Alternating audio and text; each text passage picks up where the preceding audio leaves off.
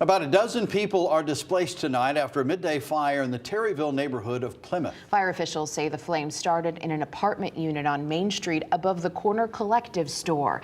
That's the same building that houses Terryville Pizza, which was also impacted. Fox 61's Bridget Bureau spoke with a father of 5 who lived in that apartment as their family mourns several pets who died in the fire. Pieces of firewall and children's toys are what's left of the Camachio's family apartment in Terryville after a fast-moving fire sparked just before noon Monday. Claudio's wife and kids barely escaping with their lives. I got to start from scratch, basically, and it's hard when you have 5 kids, It's not easy when you lose everything that you worked for all throughout your life. His family got out with minimal injury, but several of his pets couldn't be saved. We lost all our animals.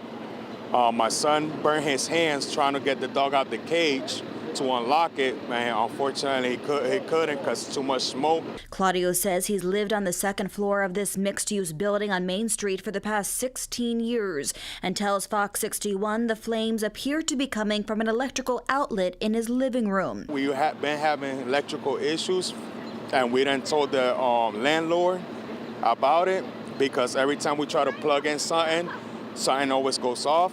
And as the official cause of the fire remains under investigation, the American Red Cross is here to help the dozen people who are now displaced.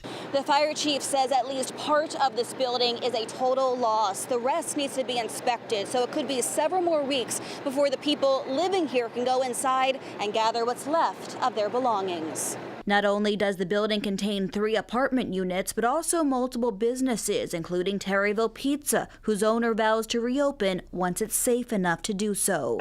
It's very shocking for me, but it's happened. It's part of life, part of business, Firefighters say they are met with several challenges when responding to this 2-alarm fire. It's an older building in the 1800s, been added on to several times. Our fire marshals try to keep up with it along with our building inspectors, and then there also was a hoarding issue in there, which is loaded with all kind of stuff, very hard to maneuver, and very heavy fire in the second floor of that building. And as the cleanup gets underway, Chief Sikorsky has this message to the community. Lesson to the public is you have to leave access for us to rescue you.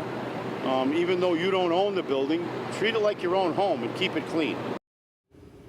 And that was our Bridget Bureau reporting. A section of Route 6 that was closed for much of the day in Plymouth has since reopened to traffic.